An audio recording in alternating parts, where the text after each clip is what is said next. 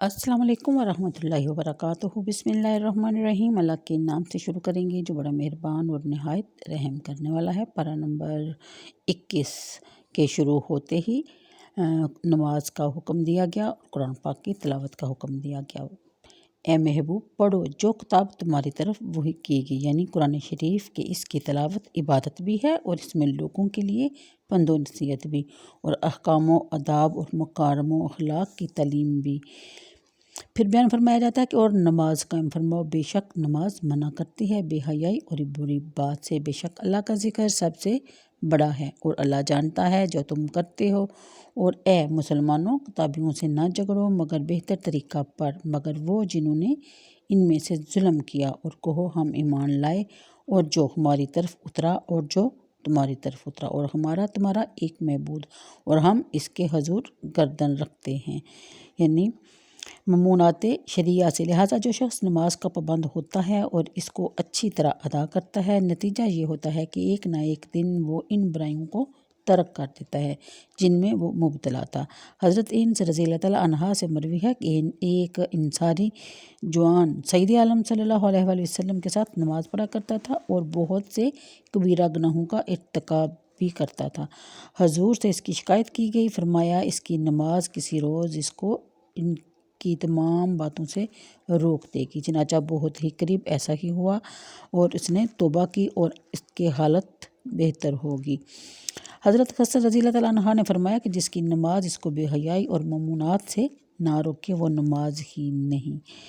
پھر بیان فرمایا جاتا ہے کہ وہ افضل طاعت ہے۔ ترمذی کی حدیث میں ہے کہ سید عالم صلی اللہ علیہ وسلم نے فرمایا کہ میں تمہیں نہ بتاؤں وہ عمل جو تمہارے اعمال میں بہتر اور رب کے نزدیک پاکیزہ تر، نہایت بلند رتبہ اور تمہارے لیے سونے چاندی دینے سے بہتر اور جہاد میں لڑے اور مارے جانے سے بھی بہتر ہے۔ صحابہ نے عرض کی بے شک یا رسول اللہ، ضرور۔ آپ صلی اللہ علیہ وسلم نے فرمایا وہ اللہ تعالیٰ کا ذکر ہے۔ ترمذی ہی کی دوسری حدیث میں ہے کہ صحابہ نے حضور سے دریافت کیا تھا کہ روز قیامت اللہ تعالیٰ کے نزدیک کن بندوں کا درجہ افضل ہوگا؟ فرمایا بکثرت ذکر کرنے والوں کا۔ صحابہ نے عرض کیا اور خدا کی راہ میں جہاد کرنے والا؟ فرمایا اگر وہ اپنی تلوار سے کفار اور مشرکین کو یہاں تک مارے کہ تلوار ٹوٹ جائے اور وہ خون میں رنگ جائے، پھر بھی ذاکر ہی کا درجہ اس سے بلند ہے۔ سبحان اللہ۔ حضرت ابن عباس رضی اللہ تعالیٰ عنہما نے فرمایا اسی آیت کی تفسیر میں کہ اللہ تعالیٰ کا اپنے بندوں کو یاد کرنا بہت بڑا ہے، اور ایک قول یہ ہے کہ اللہ تعالیٰ کا ذکر بڑا ہے بے حیائی اور بری باتوں سے روکنے اور منع کرنے میں۔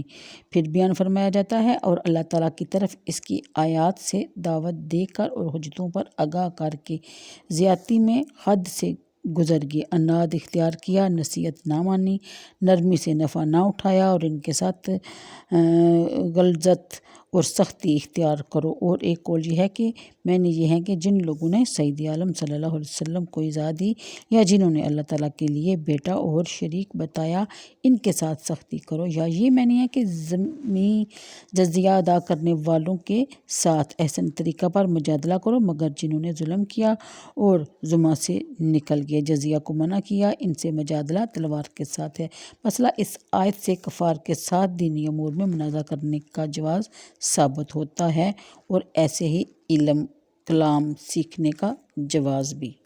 اور کتابیوں کا معنی حدیث شریف میں ہے کہ جب اہل کتاب تم سے کوئی مضمون بیان کریں تو تم نہ ان کی تصدیق کرو نہ تکذیب کرو، یہ کہہ دو کہ ہم اللہ تعالیٰ پر اور اس کی کتابوں پر اور اس کے رسولوں پر ایمان لاتے ہیں، تو اگر وہ مضمون انہوں نے غلط بیان کیا تو اس کی تصدیق کے گناہ سے بچے رہو گے، اور اگر مضمون صحیح تھا تو اس کی تکذیب سے محفوظ رہو گے۔ یعنی جنہیں توریت دی، جیسے کہ حضرت عبداللہ بن سلام اور ان کے اصحاب۔ فائدہ یہ صورت مکیہ ہے اور حضرت عبداللہ بن سلام اور اس کے اصحاب مدینہ میں ایمان لائے، اللہ تعالیٰ نے ان سے پہلے ان کی خبر دی، یہ غیبی خبروں میں سے ہے۔ آیت نمبر 48 کے مطابق بلکہ وہ روشن آیتیں ہیں یا ان کے سینوں میں جن کو علم دیا گیا، جو علماء اور حفاظ کے سینوں میں محفوظ ہیں۔ روشن آیت ہونے کے یہ معنی وہ ظاہر الجاز ہیں، اور یہ دونوں باتیں قرآن پاک کے ساتھ خاص ہیں، اور کوئی کتاب ایسی نہیں جو معجزہ ہو اور نہ ایسی کہ ہر زمانے میں سینوں میں محفوظ رہے۔